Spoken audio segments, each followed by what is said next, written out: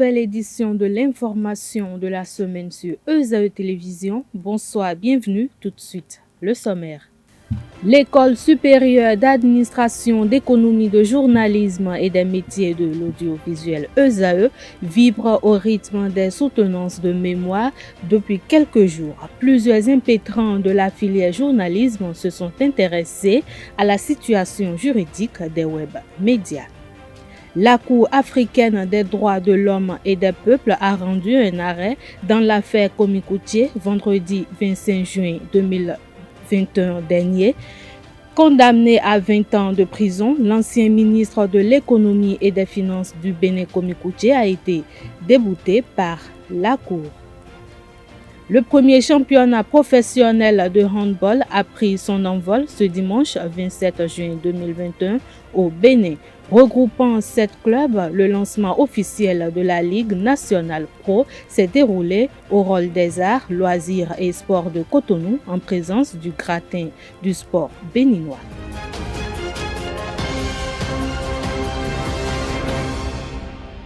À nouveau, bonsoir. L'École supérieure d'administration, d'économie, de journalisme et des métiers de l'audiovisuel ESAE vibre au rythme des soutenances de mémoire depuis quelques jours. Plusieurs impétrants de la filière journalisme se sont intéressés à l'existence légale des médias en ligne et les conditions juridiques de l'exercice de la profession par les acteurs concernés. Quelques-uns ont exposé leur sujet au micro de Carles Kitomi. Qu'est-ce qu'on peut retenir par rapport au thème d'aujourd'hui? On peut retenir que les chaînes de télévision en ligne aujourd'hui sont confrontées à d'énormes difficultés, comme les difficultés en matière de connexion Internet. Donc, ces chaînes de télévision doivent essayer de revoir leur format de diffusion d'informations pour que les internautes puissent accéder facilement à l'information. L'essentiel à retenir, c'est que les web TV aujourd'hui, jusqu'à présent, ne disposent pas d'existence légale au Bénin. L'objectif se décline en 2 objectifs spécifiques, à savoir identifier les conséquences que la lenteur dans la reconnaissance légale des médias en ligne a sur ces derniers, examiner les risques que courent les journalistes qui exercent dans les médias en ligne non enregistrés. L'analyse de nos différents résultats nous permet de soutenir que la lenteur dans la reconnaissance légale des médias en ligne affecte leur crédibilité et leur développement. De l'analyse du tableau 4, il ressort que 80% des acteurs enquêtés reconnaissent l'absence d'une existence légale chez certains médias en ligne. Le thème, c'était le défi des médias face aux fake news, cas de l'information. Et j'ai parlé du danger que créent les fake news sur les médias. En l'occurrence, les médias de presse écrite et ceux qui sont sur Internet. Aujourd'hui, nous voyons que beaucoup d'informations qui ne sont pas exactes, ou carrément qui nous disent beaucoup de choses qui ne sont pas précises, ou carrément fausses, et même qui sont créées de pièces par les individus mal intentionnés, sont en train de polluer l'arène de l'information. Les internautes cherchent à s'informer, cherchent à voir ce qui se passe et à renchérir leur connaissance, mais ils tombent généralement sur des informations qui ont essentiellement de l'électricité. Donc ça peut mettre fin à cette gangrène qui migre dans les médias que j'ai voulu travailler sur ce thème afin que les médias soient désormais respectés et que les fake news diminuent et surtout permettent aux internautes, à ceux qui cherchent à s'informer, de tomber directement sur des bonnes informations. La situation juridique des web médias a préoccupé les impétrants en master aussi.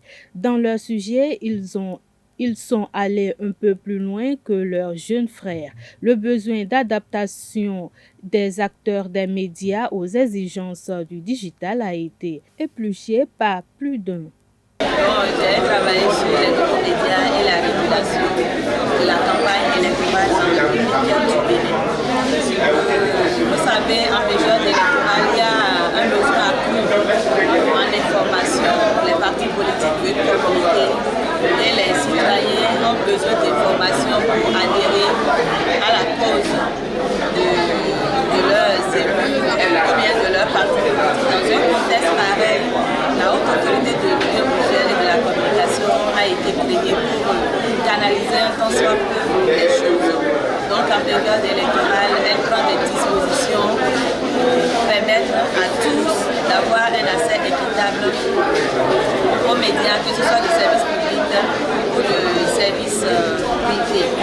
Mais aujourd'hui, avec le développement d'Internet, on constate que cette disposition de la RAC est perçue comme une entrave à la liberté d'expression des citoyens. Donc beaucoup vers les réseaux sociaux, vers les web TV, les web médias pour communiquer. Est-ce que ce n'est pas une injustice de réguler les médias traditionnels et de laisser en rase les médias, les nouveaux médias? C'est toute la problématique de mon sujet. Il faut dire que nous avons choisi comme thème au sujet de recherche la presse en ligne et le genre journalistique, car de l'organe de presse en ligne, le leader Info Bénin. Donc voilà, à la fin de cette soutenance, ou du moins à la suite de cette soutenance, nous comprenons donc d'emblée que la presse en ligne a beaucoup de chemin encore à faire parce que il y a beaucoup de pans qui jusque-là ne sont pas encore explorés. Par exemple, nous voyons de nouveaux thèmes comme l'hypertextualité, comme la multimédialité, comme l'interactivité qui ne sont vraiment pas utilisés encore par la presse en ligne. Nous avons des organes de presse qui, par exemple, ne tiennent pas du tout compte des commentaires des internautes, alors que ces commentaires forment un nouveau genre journalistique que nos recherches nous ont permis de comprendre, qu'on a appelé le genre dialogique. En fait, le genre dialogique, c'est quoi? On peut le comparer un peu à un débat qui est fait à la suite d'un article de presse. Comme un reportage que vous avez fait, un article de presse que vous avez fait, mis sur votre site internet. Les internautes viennent et commentent et donnent leurs avis sur la question. Quand ils donnent leurs avis sur la question, vous maintenant, en tant que journaliste, vous venez faire le service après-vente. Donc c'est en gros ce que nous avons présenté aujourd'hui dans notre sujet de mémoire. De la satisfaction de la clientèle de ISMAL, nous pouvons retenir que l'entreprise Searching Common a utilisé ses canaux digitaux pour pouvoir être au cœur de la satisfaction de sa clientèle.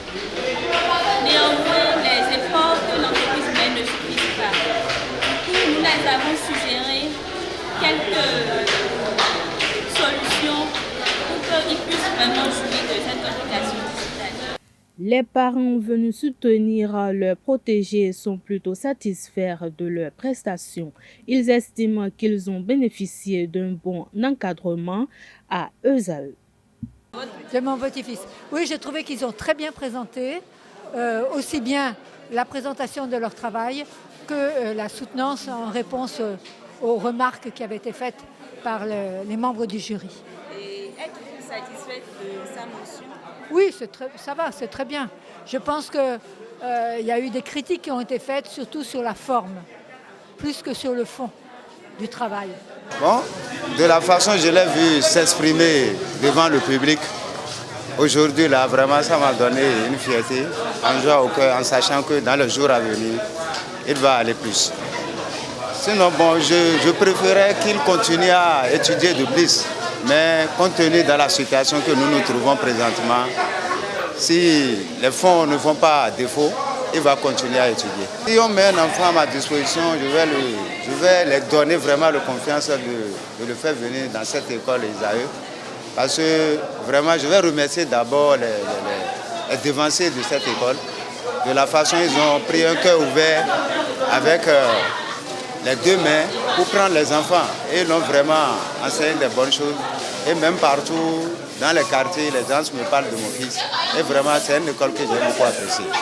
La Cour africaine des droits de l'homme et des peuples a rendu un arrêt dans l'affaire Komikuche vendredi 25 juin dernier. Condamné à 20 ans de prison, l'ancien ministre de l'économie et des finances du Bénin, Komikuche, a été débouté par la Cour. Komikuche a saisi la Cour africaine des droits de l'homme et des peuples d'une requête introductive d'instance dirigée contre la République du Bénin aux fins de l'entendre déclaré responsable des violations de certains droits. Le requérant a sollicité la suspension de la demande d'extradition adressée au groupe au gouvernement espagnol et de la procédure pénale dont il fait l'objet à la Cour de répression des infractions économiques et de terrorisme criette l'annulation du mandat d'arrêt du 27 décembre 2018, la révocation de la décision d'annulation de son passeport ainsi que l'autorisation de se présenter aux élections sous la bannière de son parti politique. Sa Majesté Mito Daro Passenon Defodji Goïso nous livre dans cet entretien qu'il a accordé dans son palais à Tové, à Ouida, l'origine de la ville historique, pourquoi le nom Passé et le mystère qui entoure cette forêt sacrée de Passé. Suivons-le au micro de Jacques Maouillon d'Almeida. Et donc, Passé. T'es de développement. Mais il dit, Passé, il y a là, gros, mais ça vit. Activité pour les guéguer. Il est plus long et il a eu qu'un et mi-temps. On m'a connu, on m'a connu, il a eu une pour nous gossiper. En nous gagnant, des gars n'a pas bon. Et là, il a encore.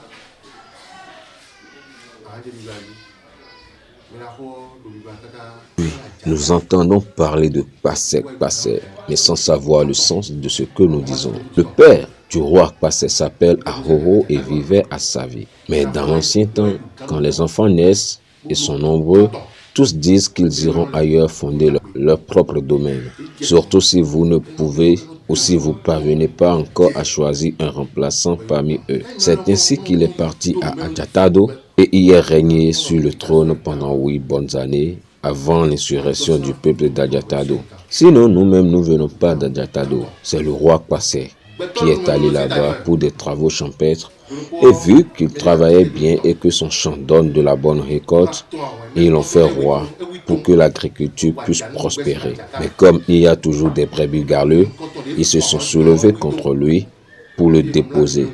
Mais la première personne à le rencontrer, il l'a tué sur le champ. Et là, comme son père lui envoyait déjà commission de rentrer, il a pris la route pour Ouida. À son retour, il est allé voir son père qui lui a proposé de rester ou de siéger à côté de lui à Savi, mais ce dernier refusa qu'il ira faire domicile ailleurs. C'est de là qu'il est venu à Ouida. Il vient donc faire le champ et retourne après. C'est ainsi qu'un jour, il a érigé son domicile.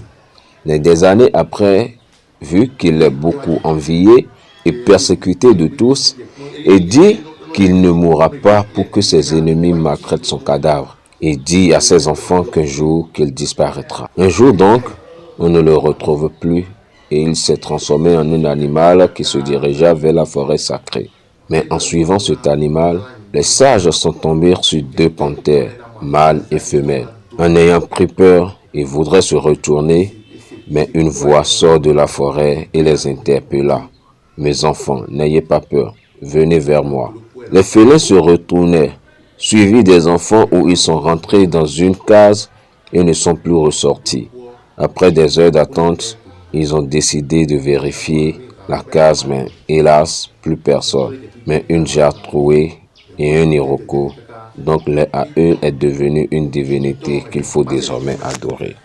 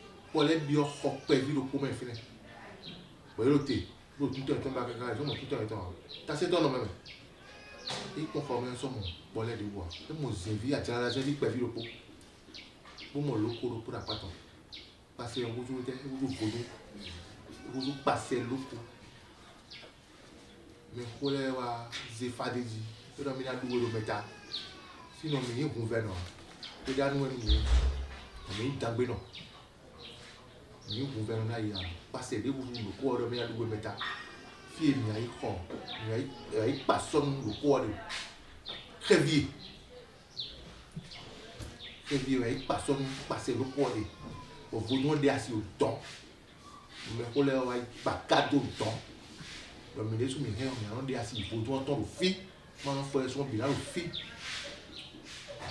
il doit y nouvelle on dit on passer le corps sur mon nouvelle nous avons qu'on peut passer fille passer pour couler on passer le poids passer le corps zoom.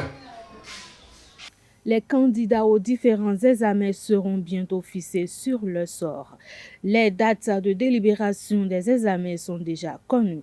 La correction des copies des candidats au certificat d'études primaires 2021 a pris fin la semaine dernière. La délibération est annoncée pour ce mercredi 30 juin 2021. Pour l'examen du brevet d'études du premier cycle, la correction des copies s'achève ce lundi 28 juin 2021. Les résultats seront proclamés le 6 juillet 2021 selon plusieurs sources. Quant aux résultats du baccalauréat session de juin 2021, ils seront disponibles le 14 juillet 2021. La correction des copies démarre le 5 juillet 2021. Les résultats peuvent être consultés sur la plateforme www.eresultats.bj. Le président directeur général de la société Sonimes, Séraphin Yetor, et 8 autres personnes ont été déposées en prison ce vendredi 25 juin 2021 pour trafic de drogue et corruption. Le PDG de la société Sonimes n'est plus libre de ses mouvements. Selon Frisson Radio, Séraphin Yetor a été placé en détention provisoire par la Cour de répression des infractions économiques et du terrorisme CRIET. Il est poursuivi pour des faits présumés de trafic de drogue et corruption. 8 autres personnes ont été également déposées en prison. Le patron de l'Office central de répression du trafic illicite des drogues et des précurseurs au CERTID est en arrêt de rigueur.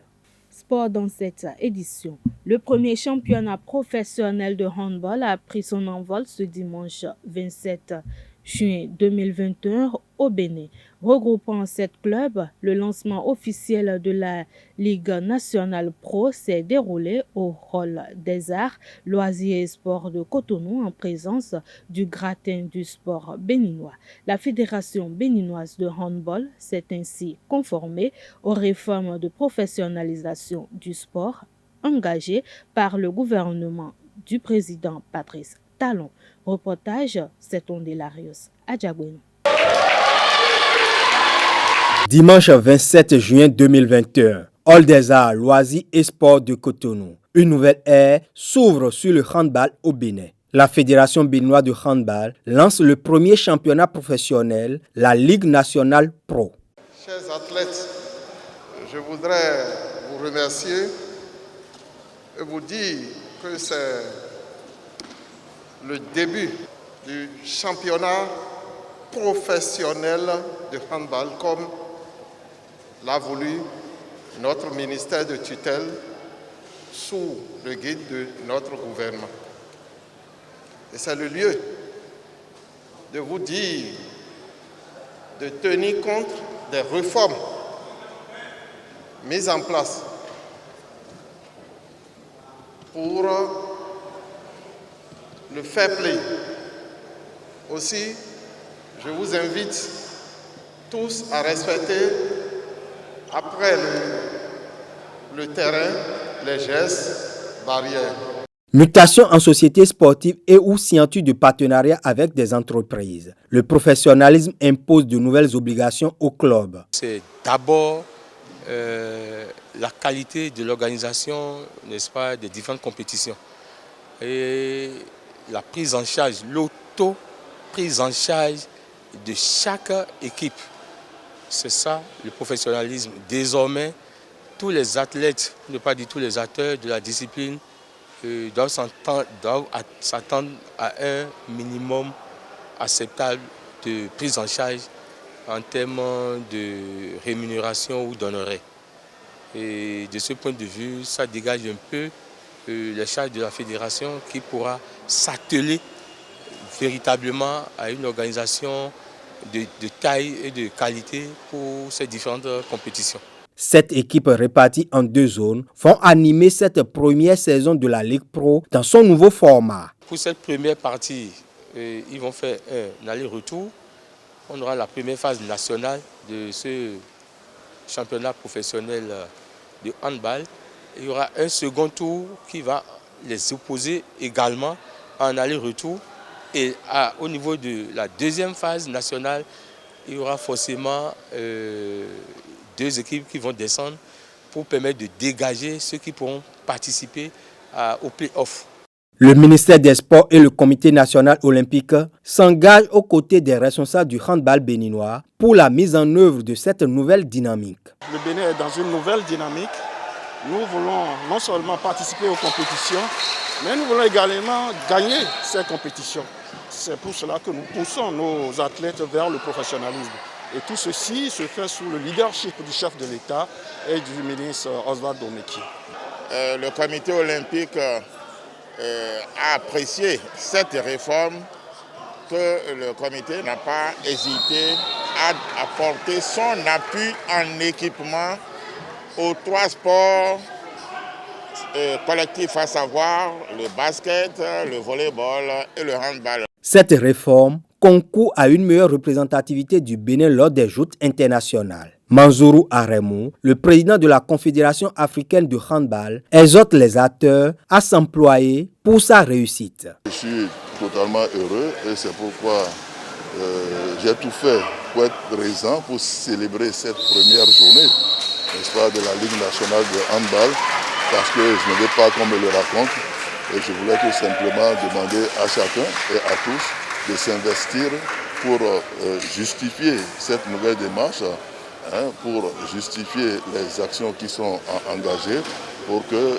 bien évidemment, les clubs puissent participer aux événements internationaux et que les équipes nationales soient beaucoup plus performantes. Dans le match officiel d'ouverture de la saison, Adjidja des forces armées béninoises a dominé Asso Modèle de Porto-Novo 30 à 20.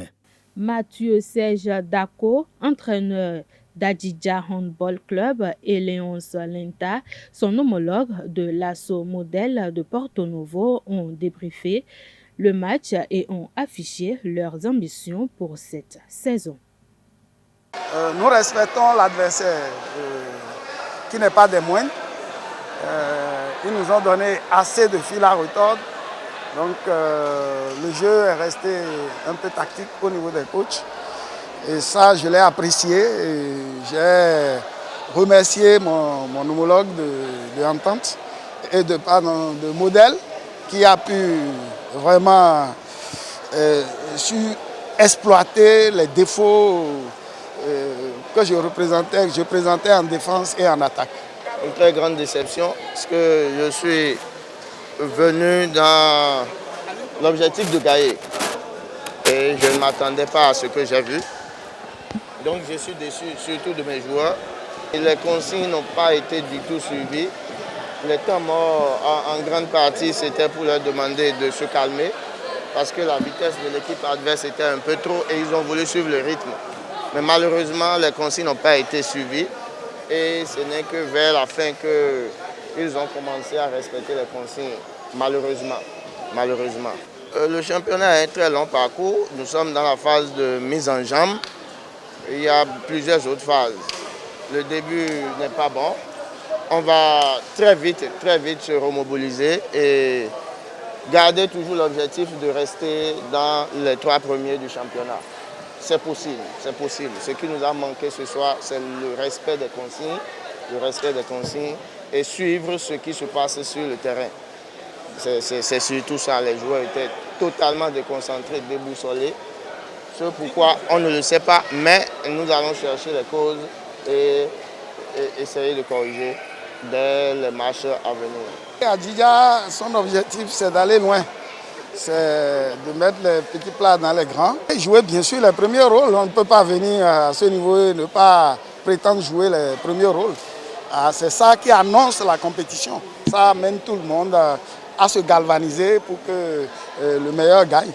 Dans les autres rencontres de cette première journée de la Ligue nationale pro de handball, l'équipe féminine d'Adjidja Handball Club a battu celle de l'Asso Modèle 28-22. Buffle a gagné Abo Sport 23-18. Asvo s'est incliné devant Aspac 10-25.